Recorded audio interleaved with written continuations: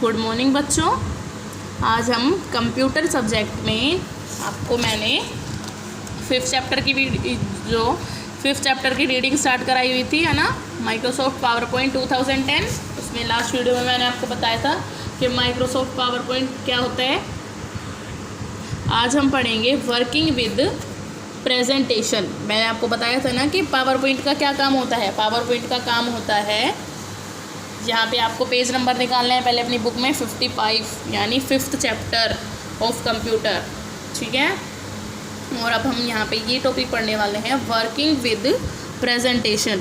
Presentation देना बताया था मैंने आपको कि जो पावर पॉइंट है उसके अंदर क्या किया जाता है, सारी प्रेजेंटेशन दी जाती है। और प्रेजेंटेशन हम कहाँ कहाँ देते हैं और किस टाइप में देते हैं, ये भी मैंने आपको समझाया था।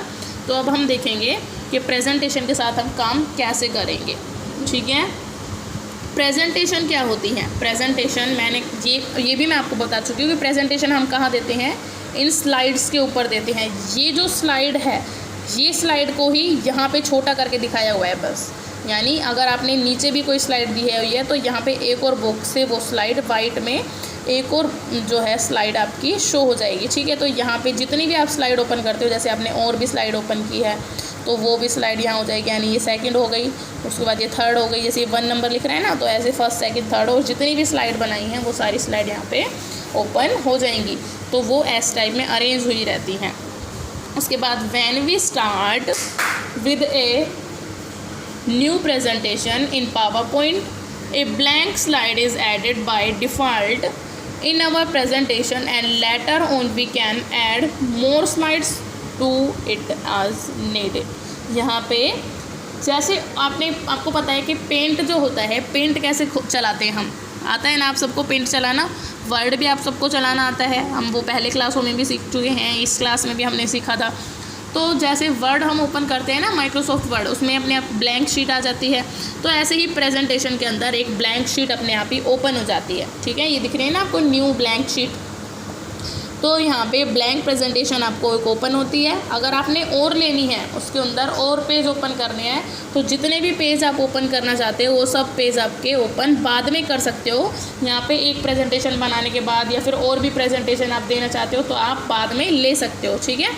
तो आप कैसे स्टार्ट करोगे इसको, सबसे पहले आपको क्या करना है, click on file tab on the top left corner of the ribbon. पहले तो आपको मैंने बता दिया कि आप इसको स्टार्ट करोगे, है ना। यहाँ से आपने स्टार्ट कर लिया उसको, कि पहले स्टार्ट कहाँ से करेंगे, इधर से आके फिर आपको ऐसे ओपन हो जाएगा। उसके बाद यहाँ जब ये ओपन हो जाएगी फाइल, इसको ओपन होने के बाद आपने करना है इस फाइल के ऊपर, ये फाइल लिख रही है ना, FILE फाइल, फाइल के ऊपर आप क्लिक करोगे, ठीक है। फाइल क्लिक करते ही आपको ये देखो यहाँ पे इस तरह की जो स्क्रीन है वो आपको आपको यहाँ पे शो होगी, ठीक है। तो अब यहाँ देखो, उसमें ही इनमें आपको एक न्यू का ऑप्शन दिया हुआ है।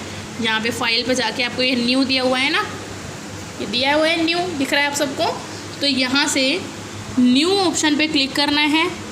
जब आप इस पर क्लिक करने के बाद आप क्या करोगे, न्यू पे क्लिक करोगे तो आपको एक ये दिखाई देगी ब्लैंक प्रेजेंटेशन टाइप में, एक ब्लैंक प्रेजेंटेशन आपको इधर की साइड दिखाई देगी। तो ब्लैंक प्रेजेंटेशन पे आपने क्लिक करने के बाद आपने क्या करना है, क्रिएट, ठीक है। तो इस टाइप में आपकी एक ब्लैंक शीट ओपन हो जाएगी, ठीक है। जैसे ये हो गई, ए presentation with a blank slide open in the power point window. तो ऐसे एक आपकी विंडो ओपन हो जाएगी, ठीक है। अब उसके बाद यहाँ पे आपको दिया हुआ है next topic, creating presentation slides. अब आप यहाँ पे स्लाइड कैसे क्रिएट करोगे, यानी जैसे ये देखो, ये आपको टेक्स्ट बॉक्स है। आप सबको पता है ना कि इन टेक्स्ट बॉक्स के अंदर हम क्या करते हैं इन टेक्स्ट बॉक्स के अंदर हम कुछ भी टाइप करना चाहते हैं तो टाइप कर सकते हैं। जितना बड़ा आपका टेक्स्ट बॉक्स है, जितने बड़े उसके अंदर वर्ड दिख रहे हैं आपको, उतने बड़े ही उसके अंदर आप जो भी लिखना चाहते हो अपनी प्रेजेंटेशन के बारे में वो आप लिख सकते हो। यानी आप मान लो कि जैसे आपको ये दिख रहा है, कोई किसी चीज़ की भी कोई क्रीम है या कोई सोप है, कोई शैम्पू है, कोई टेडी बियर है ना। तो उनके बारे में आप प्रेजेंटेशन दे रहे हो तो उनके बारे में आप सबसे पहले उसका नेम लिखोगे, टेडी बियर का नेम जो भी है या जो भी कंपनी है टेडी बियर की, या फिर और भी खिलौने टॉयज़ हैं और टॉय के आप नेम लिख रहे हो तो आप उसमें सबसे पहले कंपनी का नेम डालोगे कि आपकी कंपनी का नेम ये है।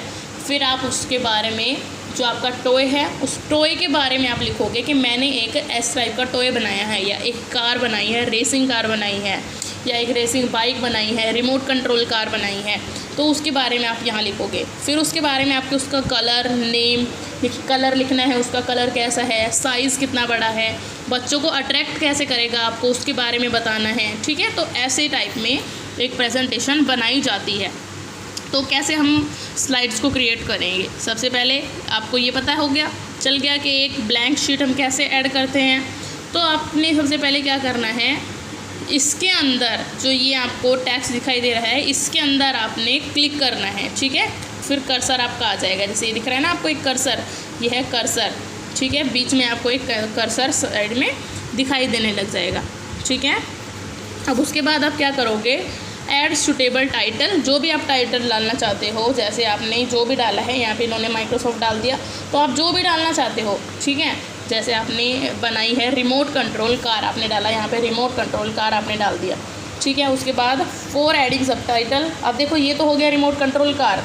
अब वहाँ पे आप लिखोगे प्रेजेंटेड बाय, अपना यूर नेम डालोगे आप, ठीक है। Presented by Mukesh, presented by Sumit, जो भी आप डाल रहे हो वो यहाँ डाल सकते हो।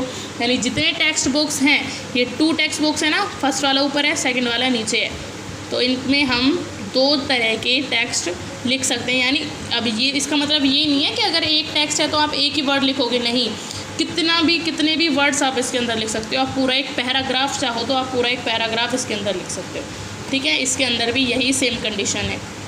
उसके बाद आपने क्या करना है, when we click outside the placeholder after adding its content, the placeholder disappear from the slides leaving behind the contents added in it। तो अभी क्या बोल रहा है कि जब आपने जैसे इसके अंदर ये लिख चुके हैं, आपने जैसे माइक्रोसॉफ्ट है, इसमें कुछ लिखा और इसमें कुछ लिखा, आपने यहाँ पे लिख दिया remote control car presented by Sumit. तो अब इसमें लिखने के बाद आपने ब्लैंक एरिया जो है इस पर कहीं पर भी क्लिक किया, जैसे यहाँ क्लिक कर दिया आपने, ठीक है। तो ये जो आपको लाइन दिखाई दे रही है ना, ये बाहर ये डॉट डॉट की लाइन दिखाई दे रही है, ये हट जाएंगे आपके सामने से, ठीक है। बस आपने जो लिखा है वो लिखा हुआ ही आपको शो होगा। जैसे यहाँ पे छोटा सा टेक्स्ट दिखाई दे रहा है ना, अब इनके नीचे कुछ है आपका टेक्स्ट, जो लाइंस आपकी पहले आ रही थी वो लाइन है नहीं है ना, तो इसका मतलब वो लाइन अब हट गई हैं। अब उसके बाद नेक्स्ट टॉपिक आता है हमारा इंसर्टिंग न्यू प्रेजेंटेशन स्लाइड्स। अब जो ये टॉपिक है हमारा कि न्यू, अब आपने ये तो पता चल गया कि ब्लैंक तो आपको दिखेगी ही पहले, तो हम और कैसे ऐड करेंगे इसके अंदर। अब 2 टेक्स्ट तो आएंगे, अब उसके बाद मान लो आपने तो और भी बहुत कुछ लिखना चाहते थे पर आप लिख नहीं पाए, आपने इसके अंदर पिक्चर ऐड करनी थी, आपने इसके अंदर और टेक्स्ट भी लिखना था, अलग अलग तरीके टेक्स्ट लिखने थे, तो आप क्या करोगे, आप न्यू स्लाइड इसमें ले सकते हो। तो वो हम कहाँ से लेंगे, तो इसको हम करेंगे अपनी नेक्स्ट वीडियो में। और अब आपके होमवर्क में क्या है, आपको जो मैंने रीड कराया है ना, ये चैप्टर 6 आपको कम्प्लीटली रीड करना है। पहले सबसे पहले आपको क्या करना है, ये 5th चैप्टर आपका माइक्रोसॉफ्ट पावर पॉइंट 5वां चैप्टर आपको पहले रीड करना है, जितना मैंने रीड करा चुकी हूँ उतना, ठीक है।